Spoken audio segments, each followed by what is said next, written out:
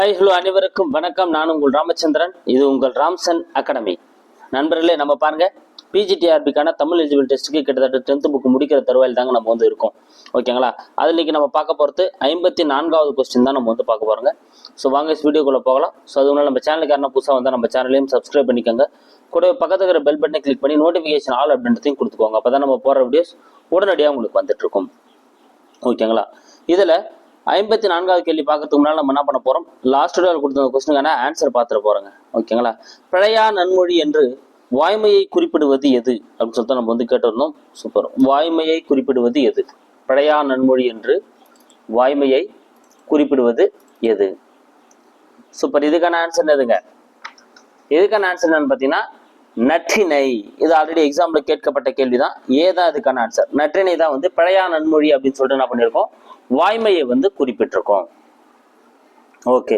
So இந்த வீடியோக்கான 10 questions பார்க்கலாம் பாருங்க. அதுக்கு மேலே நம்ம சேனலுக்கு யாரும் புதுசாக வந்தால் நம்ம சேனலையும் சப்ஸ்கிரைப் பண்ணிக்கோங்க. கூட பக்கத்தில் பெல் பட்டனை கிளிக் பண்ணி நோட்டிஃபிகேஷன் ஆல் அப்படின்றதையும் கொடுத்துக்கோங்க. ஸோ கூட்டுரை கவனி. ஃபர்ஸ்ட் கொஸ்டின் பாருங்க, கூட்டுரை கவனி. ஸோ அதை நம்ம ஒரே கொஸ்டினை முடிச்சிடலாம் அப்படின்னு சொல்லிட்டு நான் அப்படி வச்சிருக்கேன், தனித்தனி கொஸ்டினை கேட்காம. ஸோ வேணுகோபாலன், ஓகேங்களா, அந்த ஞானம் அப்படின்ற கவிதை தொகுப்போட அந்த ஆசிரியர் வேணுகோபாலன் சார்ந்த 3 கூற்றுகள் தான். திருவையாற்றில் பிறந்தார். மணிப்பால் பொறியியல் கல்லூரியில் எந்திரவியல் பேராசிரியராக பணியாற்றினார். மணிப்பால் பொறியியல் கல்லூரியில எந்திரவியல் பேராசிரியராக பணியாற்றியவர். மீட்சி விண்ணப்பம் இவருடைய நூலாகும். எஸ், எல்லாமே கரெக்டா இருக்குங்க. ஓகேங்களா? அப்ப டி தான் இதுக்கான ஆன்சர். அனைத்துமே சரி. திருவையாற்றில் தான் பிறந்திருப்பாரு.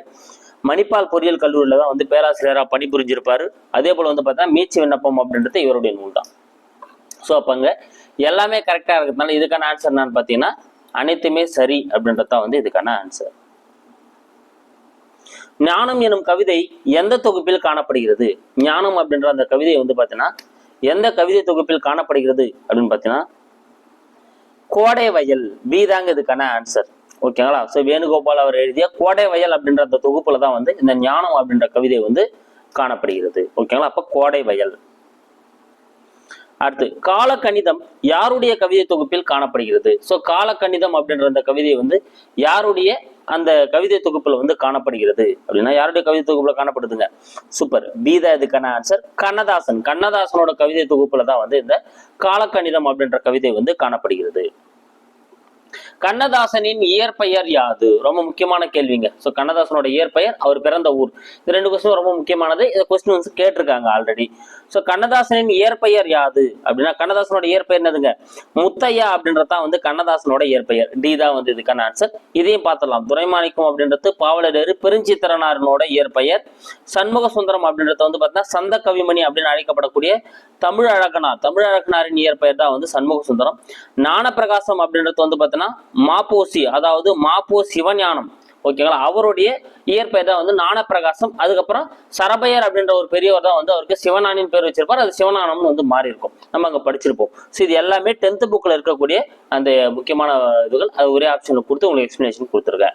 நல்லா ஞாபகம் வச்சுங்க. தமிழழகனார் பாவலர் பெருஞ்சித்திரனார், சண்முக சுந்தரம் வந்து சந்த கவிமணி அழைக்கப்படக்கூடிய தமிழழகனார், ஞானப்பிரகாசம் வந்து மாப்போ சிவஞானியோட அந்த பெற்றோர் இட்ட பெயர். ஓகேங்களா? முத்தையா அப்படின்றது கண்ணதாசனோட இயற்பெயர். கண்ணதாசன் பிறந்த சிறுகுடல்பட்டி எந்த மாவட்டத்தில் காணப்படுகிறது? பாருங்க, கண்ணதாசன் வந்து எந்த ஊர்ல பிறக்கிறார் அப்படின்றது ஒரு கேள்வி தனியா கேட்கலாம். ஸோ நான் கொஸ்டினுக்குள்ளே ஒரு கொஸ்டின் வச்சிருக்கேன். சிறுகுடல்பட்டியில் தான் பிறக்கிறாரு. அவர் பிறந்த அந்த சிறுகுடல்பட்டி எந்த மாவட்டத்தில் காணப்படுகிறது அப்படின்னு வந்து பாத்தீங்கன்னா சிவகங்கை. ஏதாங்க இதுக்கான ஆன்சர்? ஸோ சிவகங்கை மாவட்டத்தில் தான் வந்து இந்த சிறுகுடல்பட்டி வந்து காணப்படுகிறது. அடுத்த 6வது கேள்வி. கண்ணதாசன் கலங்காதிரு மனமே எனும் திரைப்பட பாடலாசிரியரான ஆண்டு. ஸோ கலங்காதிரு மனமே அப்படின்ற பாடலை எழுதி அதுக்கப்புறம் என்ன பண்ணிருப்பாருங்க, திரைப்பட பாடலாசிரியரா வந்து மாறி இருப்பாரு. அப்ப எந்த பாடல் மூலமா மாறினாருன்னு கேட்கலாம். கலங்காதிரு மனமே எந்த ஆண்டு மாறுறாரு அப்படின்னா 1949. 1949. 1949 தான் அவர் என்ன பண்றாரு பாத்தீங்கன்னா கலங்காதிரு மனமே அப்படின்ற பாடல் மூலமா திரைப்பட பாடலாசிரியரா வந்து மாறுறாரு. அடுத்து 7வது கேள்வி பாருங்க. கண்ணதாசனுடைய 3 கூற்றுகள் தான் அங்க கொடுக்கப்பட்டிருக்கு.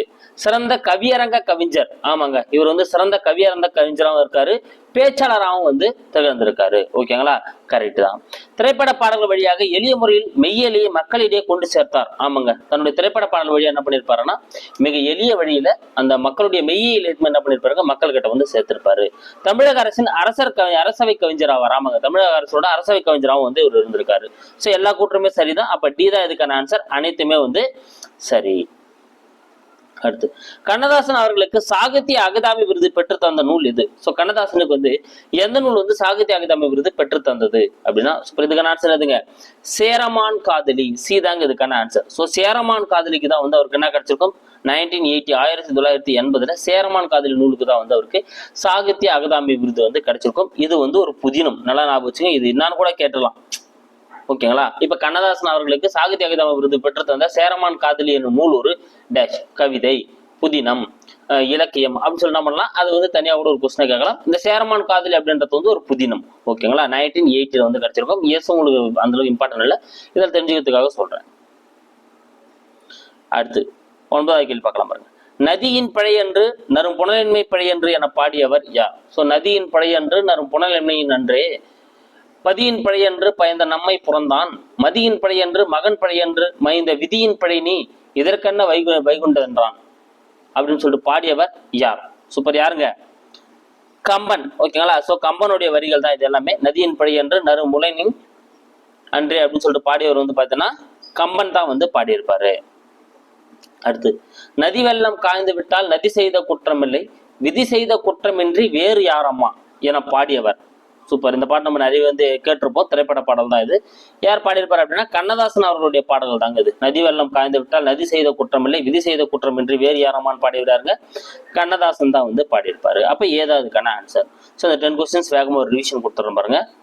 ஸோ வேணுகோபால் சார்ந்த கூற்றுகள்ல 3மே கரெக்ட் தான். திருவெற்றியாறுல பிறந்திருப்பாரு, மணிப்பால் பொறியியல் கல்லூரியில் எந்திரவியல் பேராசிரியர் பணியாற்றிருப்பாரு. மீச்ச விண்ணப்பம் அப்படின்றது இவருடைய நூல் தான். நாணம் அப்படின்ற கவிதை தொகுப்பு எந்த தொகுப்புல காணப்படுதுன்னா கோடைவாயில காணப்படுது. காலக்கணிதம் வந்து கண்ணதாசனுடையது. கண்ணதாசனுடைய இயற்பெயர் முத்தையா. கண்ணதாசன் பிறந்த சிறுகுடல் பட்டி எந்த மாவட்டத்தில் இருக்குன்னா சிவகங்கை மாவட்டத்தில் இருக்கு. கண்ணதாசனோட கலங்காதிர மனம் மூலமே திரைப்பட பாடலாசிரியர் ஆண்டு 1949ல. இது எல்லாமே கரெக்ட் தான். சிறந்த கவியரங்க பேச்சாளராக இருந்திருப்பாரு, கவிஞராக திறந்திருப்பாரு, மக்களிடையே மெய்யில வந்து என்ன பண்ணிருப்பாரு கொண்டு சேர்த்திருப்பாரு, தமிழக அரசோட அரசவை கவிஞராக இருந்திருப்பாரு. அனைத்துமே சரிதான். கண்ணதாசனோட எந்த நூலுக்கு சாகித்ய அகாதமி வந்து கிடைக்கிறான்னா 1980 சேரமான் காதலி அப்படின்ற புதினத்திற்காக. நதியின் பழி அன்று நடுமுலையில் நரும் புனலின்மை அன்றே அப்படின்னு பாடியவர் வந்து பார்த்தீங்கன்னா கம்பன்.